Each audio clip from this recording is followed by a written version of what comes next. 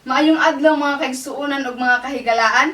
Ako si Jessamine Nunez, 15 years old from San Jose SDA Church. Hinaot nga kutob sa akong maabot sa akong tingog, hinaot nga namoy makuha nga lesson sa akong short message na iuluhan unsa ka importante alang sa among mga gagmayng kabataan na mahiduol la sa Kristohanon nga kinabuhi. Mateo 19 verse 14 nag-ingon, si Jesus miingon, "Paduula kanako ang mga bata ug ayaw sila pugni, kang gingharian sa langit ila sa mga tawo nga sama kanila." Mga kaigsuonan, useful day kaayo alang sa mga ginikanan na ipaila-ila ang ilang mga anak ug mga gagmayng kabataan nga maduol sila sa Kristohanong kinabuhi. Pero mga kaigsuonan, unsa man di ay ang atong buhaton aron mahiduol kita sa Kristohanon nga kinabuhi? Kinahanglan na tuduan sila sa pag-ampo kay aron ang inyong mga gagmayng kabataan mabansay sa kahibulungan nga kamutuoran sa pulong sa Dios. Nga kung sila mudagko na, dili sila mubiya gikan niini. Mga kaigsuonan, unsa ba de ang mga kinaiya sa mga bata nga makuhaan og lesson sa mga hamtong na? Una, walay hambog. Ikaduha, walay huna-huna nga daotan. Ikatulo, dili masinahon.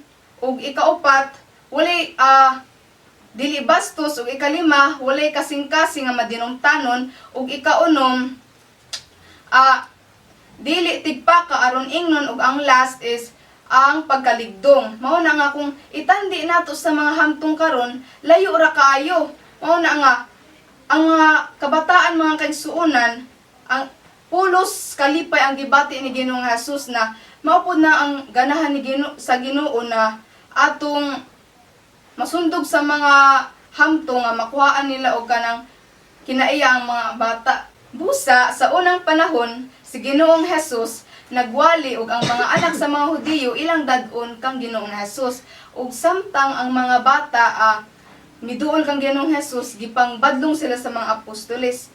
Apan mga kaigsuonan, mao kini ang giingon ni Ginoong Hesus. Diri sumala pa sa Mateo 19 verse 14, si Hesus miingon, "Paduula kanako ang mga bata ug ayaw sila pugni, kay ang gingharian sa langit ila sa mga tawo nga sama kanila." Mga kaigsuonan, makasusubo na kayo ang panahon karon. Ngano? Tungod kay mga ginikanan, ilang pugngan ang ilang mga bata na muduol sa simbahan. Naay mga bata sa mga simbahan nga walay kauban nga mga ginikanan, ipadala ra sa silingan. Hinuon dili tanan pero mao jud na yung kasagaran. Mao na nga unsaon man pagtudlo sa mga ginikanan sa ilang mga gagmay mga kabataan, kung otro pud sila walay hibangkagan sa pulong sa Ginoo. Mao na nga ako gi-challenge ang mga ginikanan nga magtuon kita sa Biblia ug musud ta sa simbahan. Kay para ang atong mga ang inyong mga anak matudluan sa tarong nga giya padulong sa gingharian sa langit. Mao na nga mga kaigsuonan ug mga kahigalaan, nindot kaayo nga mabaduol ang inyong mga gagmayng kabataan diha kang Ginoong Hesus sila magapanalanginan niini. Mao na nga kung puhon mga kaigsuonan, naay maibog na ako mga kaigsuonan niya, makapasar sa akong kuan mga kaigsuonan, requirements diretso dayon kay bawo na mo unsa akong ganahan ug mao pud nay gusto sa Ginoong Hesus nga makabana og ang maminyuan kay pareha sa pagtuo kay ug ako makaanak matrain sad nako og matrain ako sa Kristohanon nga kinabuhi. Nga mao pud nagitudlo ni Ginoong Hesus nga ang mga ginikanan i-train nila ang ilang mga anak sa Kristohanong kinabuhi. Mao na nga sumala sa Proverbs 22 verse 6 nag-ingon, "Train up a child in the way he should go, and when he is old he will not depart from it."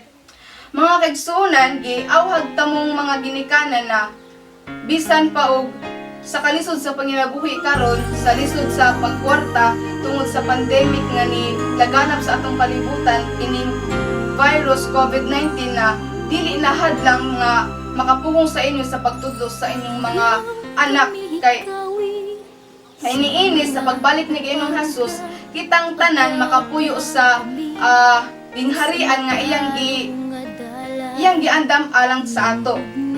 Mga kaigsuonan alang sa panapos magampo kita. Amahan nga balaan, salamat kaayo nga imo kami gitudloan nga pagkinabuhi nga sama sa imong gitudlo kanamo. Nga diin amo ning makinabuhian.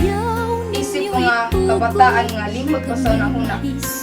Nga matrain kami sa Kristohanong kinabuhi.